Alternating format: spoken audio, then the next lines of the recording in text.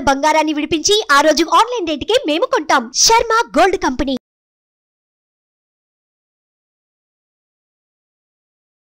నమస్తే, welcome to Suman TV. నేను మీ యామిని. ప్రస్తుతం మనతో ఉన్నారు ప్రముఖ ఆధ్యాత్మికవేత్త, ప్రముఖ జ్యోతిష వాస్తు పండితులు మంతా సూర్యనారాయణ శర్మ గారు ఉన్నారు. వారితో మాట్లాడదాం. నమస్కారం గురుగారు. నమస్కారం అమ్మ, శుభం వ్యాధి. గురుగారు, ఇప్పుడు ఆశ్లేష నక్షత్రంలో జన్మించిన వాళ్ళకంటే ఈ 2024 సంవత్సరంలో అసలు ఏ విధంగా ఉంటుంది తెలియచేయండి. ఆశ్లేష నక్షత్రం అనేసరికి నక్షత్రాధిపతి మళ్ళీ మనకు బుధుడు వస్తాడు. ఈ బుధుడు అన్నవాడంటే వ్యాపారకారకుడు. ఈ ప్రపంచంలో ఆల్మోస్ట్ 190% ఫ్రీలాన్స్గా వ్యాపారం చేసేవారు, ఈవెంట్స్ కండక్ట్ చేసిన వ్యాపారం చేసేవారు, డిజిటల్ మార్కెటింగ్ చేసేవారు. అలాగే రకరకాలుగా ఒకరి కింద పని చేయకుండా తనంతా తన కాలం నిలబడి స్వతంత్ర భావాలతో ముందుకెళ్తూ ఏదో ఒక సంపాదన చేసి తన జీవన విధానం గడిపేవాళ్ళందరికీ అది వ్యాపారం కింద వస్తుంది. సెల్ఫ్ ఎంప్లాయ్మెంట్ అనుకోండి ఏదైనా. దానికి ఆధిపత్యం వహించేవాడు బుధుడు. అది పర్ఫెక్ట్గా అవ్వాలి అంటే బుధుడు యొక్క బలం ఉండాలి. సో ఈ ఆశ్లేష నక్షత్రం మీద ఎవరైతే జన్మించారో నక్షత్రాధిపతి బుధుడు కాబట్టి డెఫినెట్గా ఏంటంటే ఆ బుధుడి అంశానికి సంబంధించిన కొన్ని పనులు చేయడానికి ప్రయత్నం చేస్తారు.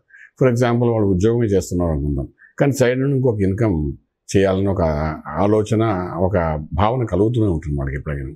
సో సైడ్ ఇన్కమ్ ఉంటే ఎలా చేయాలి అంటే బుధుడు బలంగా ఉండాలి. బలంగా ఉంటేనే జీవిత చక్రంలో అంటే తన యొక్క రాశి చక్రంలో కానీ బుధుడు బలంగా ఉంటే అద్భుతంగా అవి మంచి రాణించడానికి అవకాశం ఉంటుందన్నమాట. అయితే ఈ నక్షత్రం వాళ్ళకి ఏం జరిగింది ఈ సంవత్సరం అనేసరికి మనకు అష్టంలో శనీశ్వరుడు కూర్చున్నాడు. అలాగే భాగ్యంలో మనకు బుధుడు ఉన్నాడు. గోచారి ఇచ్చే సంవత్సరం క్యాలెండర్ తీస్తే శనీశ్వరుడు అష్టమ స్థానం నుండి సంవత్సరం అంతా కదలడు. అలాగే రాహువు కూడా 9 ఇంటిలో నుండి ఈ సంవత్సరం అంతా అక్కడే ఉంటాడు, కదలడు అక్కడ. అంటే అష్టమము అంటే ఆయుష్ స్థానం, 9 భాగ్యం, అదృష్ట స్థలం. అదృష్టం ఇచ్చే ప్రదేశంలో ఒక పాపగ్రహం కూర్చుంది, ఆయుష్ ఇచ్చే ప్రదేశంలో ఒక పాపగ్రహం కూర్చుంది. దాంతో ఈ ఫస్ట్ 5 నెలల్లో కూడా ఏంటంటే మనకు సప్తమంలో కూడా రవి, కుజుడు వీళ్ళందరూ కూడా ట్రాన్సిట్లోకి వస్తుంటారు అనమాట. సో ఈ రకంగా చూస్తుంటే ఆశ్లేష నక్షత్రం కర్కాటక రాశి అయింది కాబట్టి మామూలుగా కర్కాటక రాశి వాళ్ళందరికీ అష్టమ శని ప్రభావం ఉంది. కర్కాటక రాశి అందరికీ ఉంది అని చెప్పడానికి మనకు కేసీఆర్ గారి ఎగ్జాంపుల్ కనబడుతుంది. ఆయన పుష్యమి నక్షత్రం ఉంది, ఆయన అష్టమ శనిలో అష్ట కష్టాలు పడ్డాలి కాబట్టి అందులో భాగంగా ఆయన కాలికి దెబ్బలు తగలడము, ఉన్న పదవి ఇదవ్వడము ఇవన్నీ మనం చూస్తూనే ఉన్నాము. ఇలాగే కర్కాటక రాశిలో ఉన్న వాళ్ళందరికీ కూడా ఆ ఇంపాక్ట్ అది కనబడుతుంది, అష్టమ శని ప్రభావం కనిపిస్తుంది. ఎలా చేస్తున్నాయంటే ఆ వ్యక్తి చేసే వ్యాపార వ్యవహారం కానీ ఉద్యోగం కానీ ఏ ప్రొఫెషన్ ఉంటే ఆ ప్రొఫెషన్లోని ఒక బలహీనత చేయడము, ఆరోగ్య విషయంలో కూడా ఎప్పుడూ ఎక్స్పెక్ట్ చేయనంత విధంగా ఏదో ఒక ఆటంకం కలగడము. ఆటంకం ఏంటంటే రెగ్యులర్గా చేసే పనులు చేయనీయకుండా ఇబ్బంది పెట్టడం. ఈ రకంగా అష్టమ శని చేస్తాడు. ఇలా చేస్తూ కింద పైన పడి ఏదో కష్టపడి ఏదో సంపాదించాం, ఇంట్లో వాళ్ళందరికీ సాగు చేసుకుందాం, డబ్బు వస్తే బాగుంటుంది అనుకుంటే అదృష్ట బలది కూడా కలిసి రాదు. సేమ్ అంత కష్టపడితేనే ఒకప్పుడు కలిసి వచ్చే అంశాలు బోల్డ్ జరిగి ఉండొచ్చు వాళ్ళకి. చిన్న పని చేస్తేనే పాపులర్ అయ్యే వాళ్ళు ఉంటారు. కానీ ఏంటంటే ఇప్పుడున్న పరిస్థితుల్లో భాగ్యం అంటే సౌభాగ్యం, భాగ్యం అంటే లక్ ఇచ్చే ప్లేస్. భాగ్యం అంటే విదేశాలకు వెళ్ళి చదువుకోవడానికి కావాల్సిన ఉన్నత చదువులు ఇచ్చే ప్లేస్. భాగ్యస్థానం అంటే తండ్రి యొక్క స్థానం అంటారు. అలాగే భాగ్యం అంటే మన విద్యకు సంబంధించిన స్థానం కూడా అంటారు అన్నమాట. లక్ ఇచ్చే ప్లేస్ కూడా. అలాంటి ప్లేస్లో రాహు అనే గ్రహం కూర్చున్నాడు. ఈ కర్కాటక రాశి అందులో ఉన్న ఈ ఆశ్లేష నక్షత్రం కూడా అది వర్తిస్తుంది. ఓకే, సో ఈ భాగ్యస్థానంలో అక్కడ రాహు ఉండడం, అష్టంలో శని ఉండడము, వీళ్ళిద్దరు కదలకంటే సంవత్సరం అంతా ఉండడం.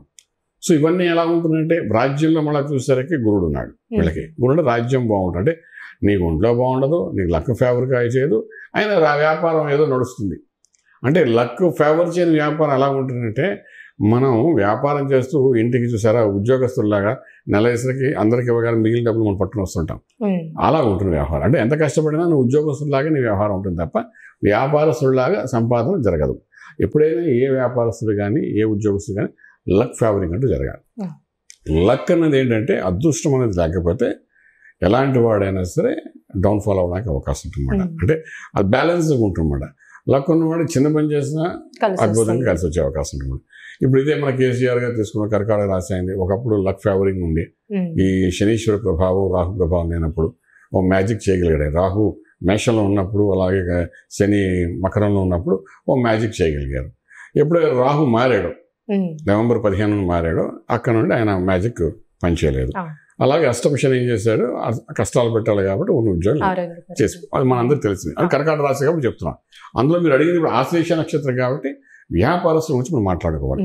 నక్షత్రాధిపతి వాళ్ళ ఆలోచనలో ఒక వ్యాపారము, ఒక ఆర్థికమైన సోర్స్ ఆఫ్ ఇన్కమ్, రిసోర్సెస్ పెంచుకోవాలని ఒక మేధస్సుతో కూడింది, ఆలోచనతో కూడిన వ్యవహారాలు ఈ ఆశ్లేష నక్షత్రం వాళ్ళకి ఉంటుంది. ఎప్పుడు ఆ ఉన్న దాని మీద అటాక్ అవుతుందన్నమాట ఈ సంవత్సరం. ఎప్పుడైతే ఇలాగ అటాక్ అవుతుంటాయో ఒక శుభగ్రహం యొక్క దృష్టి కూడా వీళ్ళ మీద ఉండదు సంవత్సరం అంతా. అంటే గురుడు దృష్టి పడదు. సో ఎప్పుడైతే గురుడు దృష్టి లేదో ఆటోమేటిక్గా ఈ ఆలోచన అంతా బలహీనపడిపోతూ ఉంటాయి.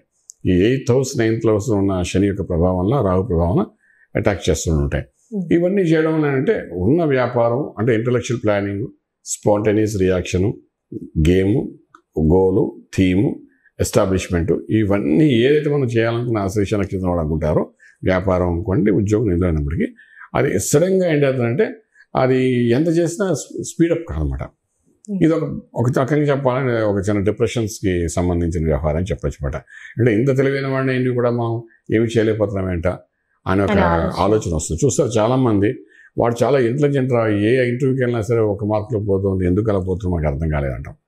అంటే అక్కడ ఏమిటంటే ఆ ఇంటెలిజెన్సీ, ఆ మేధస్ని ఇచ్చే గ్రహం ఏదైతే ఉందో ఈ ఆశ్లేష నక్షత్రం అధిపతి బుధుడు కాబట్టి వాడు వీక్ అయిపోయినట్టు, వాడు ఏం పని చేయాలన్నా మనకు వర్కౌట్ కాదన్నమాట. అలా జరుగుతుందన్నమాట. సో అంచేత ఆశ్లేష నక్షత్రం వాళ్ళకి ఈ సంవత్సరం మనం ఓ రకంగా చెప్పాలంటే శని ప్లస్ రాహు ఇన్ఫ్లుయెన్స్ వలన స్టాగ్నెంట్ అయ్యే అవకాశం ఉంది గ్రోత్ అనేది. అంటే ఇప్పుడు ఆర్థికంగా కూడా ఏ విధంగా ఉండొచ్చండి వాళ్ళకి? ఆర్థికంగా అంటే 10వ ఇల్లు మనం చూస్తామండి వీళ్ళకి. 10వ ఇంట్లో గురుడు మీ వరకు ఉంటాడు, తర్వాత 11వ ఇంట్లోకి వస్తాడు, గురు బలం ఉంటుంది. అది అంటే 11th house జూపిటర్ అనేది మంచిదే వీళ్ళకి. సో ఇవి రెండింటి ప్రభావం వల్ల లక్ ఫేవర్ కాకపోయినా ఆర్థిక బలం యాజ్ యూజువల్గా ఉంటుంది, పెద్ద పెరగదు తరగదు, న్యూట్రల్గానే ఉంటుంది అది. సో అలాగని డౌన్ఫాల్ కూడా ఉండదు. కానీ ఏంటంటే లక్తో కూడిన ఆర్థిక బలం రాదు వాళ్ళకి. ఇప్పుడు ఫర్ ఎగ్జాంపుల్ మీకు చాలా చక్కటి ఎగ్జాంపుల్ ఒకటి ఇస్తానండి. మన క్రికెట్ ఆడుతూ గవర్నమెంట్ ఏమో ₹1,00,000 అని తెస్తున్న ప్లేయర్ అనుకుందాం. ఫర్ ఎగ్జాంపుల్ ఒక ప్లేయర్కి ₹1,00,000 ఆడినందుకు కానీ. సో ప్లేయర్కి ₹1,00,000 ఇవ్వడం, 11వ ప్లేయర్కి నుండి 16 ప్లేయర్ వాడికి ₹1,00,000 ఇవ్వడం, వాడు తీసుకోవడం అనేది గవర్నమెంట్ ఇచ్చి తీసుకుంటారు. కానీ ఫస్ట్ నుండి 11 ప్లేయర్స్ ఎవరుతున్నారు, వీళ్ళు ఎవరైనా ఒక సెంచరీ కొట్టాడు అనుకోండి, గవర్నమెంట్ ఇచ్చే ₹1,00,000 కాకుండా లక్ ఫేవర్ అవుతున్నారు. ఫేవర్ అవడం వల్ల ఏంటవుతుంది, అన్ని ఛానల్స్ వాళ్ళు సపోర్ట్ చేసి వాడు అందరూ స్పాన్సర్షిప్ ఇస్తారు. షూకి ఒకటికి, బనీన్కి ఒకటికి, టీషర్ట్కి ఒకటికి, కళ్ళద్దాలకు ఒకటికి, గ్లౌజులకి ఒకటి ఇచ్చి ₹1 2 కోట్ల ఇస్తారు వాళ్ళకి. మ్యాన్ ఆఫ్ ది మ్యాచ్ ఇంకా ఏదో ఎవరింటి లక్తో కూడింది. సో వాడికి గవర్నమెంట్ జీప్ వచ్చినా ఆ లక్ ఫేవర్ అవడం వల్ల ఏంటంటే వాడికి అవన్నీ కలిసి వచ్చాయి. ది బెస్ట్ ప్లేయర్ అనే పేరు వస్తుంది. మామూలుగా అదే టీంలో ఉండి కూడా 11th and 12th 13th ప్లేయర్గా ఉండడం వల్ల ఏంటంటే ఏదో అందరితో నలుగురితో నారాయణ అన్నట్టుగా అదేదో ఆ ₹1,00,000 వస్తుంది. ఇట్ ఈస్ బెస్ట్ ఎగ్జాంపుల్ అనమాట. సో ఇవి ఆశ్లేష నక్షత్రం వాడికి ఏంటంటే రావాల్సిన ₹1,00,000 వచ్చేస్తుంది ఈ క్రికెట్ ప్లేయర్ లాగా. కానీ అందరితో కూడినట్టు ఏదో లక్ ఎక్స్పెక్ట్ చేస్తాం కదా, అది జరగదు ఈ సంవత్సరం వాడికి. అది చెప్పాలన్నమాట. అలానే ఈ నక్షత్రంలో జన్మించిన వాళ్ళకంటే ఎలాంటి రత్నం ధరిస్తే మంచిది, ఒకవేళ ధరిస్తే ఎలాంటి ఫలితం అనేది ఉంటుంది? రత్నం అన్నది ఒక పాజిటివ్ ఎనర్జీ అమ్మ. నేను ఇప్పుడే కాదని లాస్ట్ 20 years నుంచి చెప్తున్న విషయమే. ది బెస్ట్ ఈజ్ ఏ రత్నం. ఒక మంత్రం చేసినా, ఒక హోమం చేసినా, ఒక యజ్ఞం చేసినా అది శరీరంలో ఉన్న మనసులో ఉన్న దోషాలను నివృత్తి చేస్తుంది. అలాగే ఒక రత్నం చేస్తానంటే ఒక యోగాన్ని తీసుకొస్తుంది. ఆశ్లేష నక్షత్రానికి అధిపతి బుధుడు ఉన్నాం కాబట్టి ఆ బుధుడికి సంబంధించిన పచ్చ పెట్టుకోమని చెప్తాము. పచ్చ అనేది ఎప్పుడు చిటికి వేలు పెట్టుకోమంటాము. అది చిటికి వేలు పెట్టుకుంటే ఇది బుధుడి ప్రదేశం అంటామన్నమాట. ఇక్కడ నేను పెట్టిన కదండి ఇలాగా చిన్న ముక్క, అలాగే ఒక పచ్చ ముక్క పెట్టుకోమని చెప్తామన్నమాట. ఈ పచ్చ అంటే ఆ అబ్బాయి యొక్క జాతకాన్ని బట్టి, డేట్ ఆఫ్ బర్త్ని బట్టి, ఇప్పుడున్న వయసును బట్టి, వాడికి ఉన్న సమస్యలు బట్టి, దశలు అంతర్దశలు దృష్టిలో పెట్టుకుని ఆశ్లేష నక్షత్రం వాళ్ళకి ఒక బేసిక్ ఒక బుధుడికి సంబంధించి పచ్చ పెట్టుకోవాలని అంటుంటాం అన్నమాట. ఎప్పుడు పెట్టుకోవాలనుకుంటామంటే ఇలాంటి లక్ ఫేవరింగ్ అవన్నప్పుడు, ఇప్పుడు మనం ఈ సంవత్సరం ఎలాగైతే 8th house 9th house బాగాలేదో, ఎందుకు లేదా ఒక పచ్చ పెట్టుకోరా, పచ్చ పెట్టుకుంటే ఏదైనా లక్ ఫేవర్ అవుతుంది. ఒక యోగంలో వెళ్ళి కూర్చుంటాం, ఎంత హార్డ్ వర్క్ చేసినా పని అవ్వట్లేదు, సరే పెట్టుకోరా అని చెప్తూ దానికి సంబంధించి మంత్రం గురించి చదవమని చెప్తామన్నమాట. సో బుధుడికి సంబంధించిన పచ్చ అది 4 carats 5 carats 6 9 it again depends on the is kundali అన్నమాట.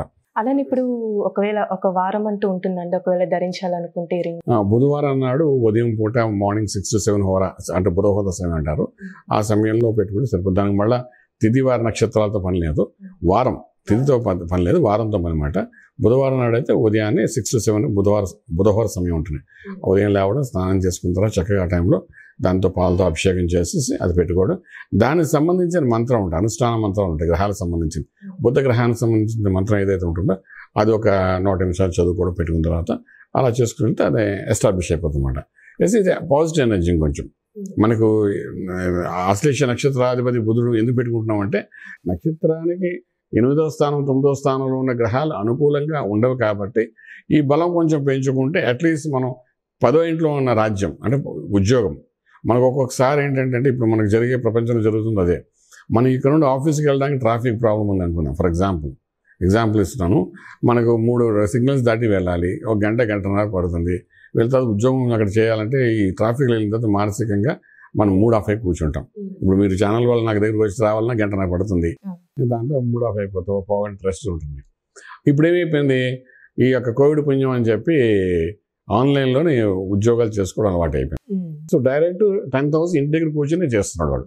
అంటే మధ్యలో జర్నీ చేయకుండా 10,000 ప్రొఫెషనల్ ప్లేస్ వెళ్ళి ఆ పని అంతా ఇంట్లో కూర్చొని చేసేస్తున్నాడు కంప్యూటర్ మీద కూర్చొని.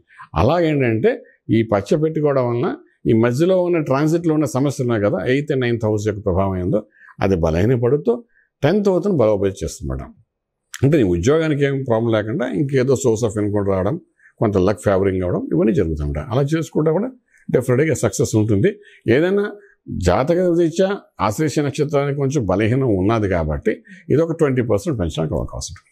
చాలా చక్కగా తెలియజేశారు గురుగారు, ధన్యవాదాలు. శుభం. చూసారు కదండి, ఆశ్లేష నక్షత్రంలో జన్మించిన వాళ్ళకి ఎలాంటి రత్నం ధరించాలి, అలానే ఇది ఏ విధంగా ధరించాలి గురుగారి మాటలు మనకి తెలియజేశారు కదా. అలానే మీరు గురుగారిని సంప్రదించాలనుకుంటే స్క్రీన్ మీద కనిపిస్తున్న నెంబర్కి కాల్ చేసి గురుగారి అపాయింట్మెంట్ అనేది తీసుకోవచ్చు. ఇలాంటి మంచి వీడియోస్తో మళ్ళీ మీ ముందుంటాను. ధన్యవాదాలు.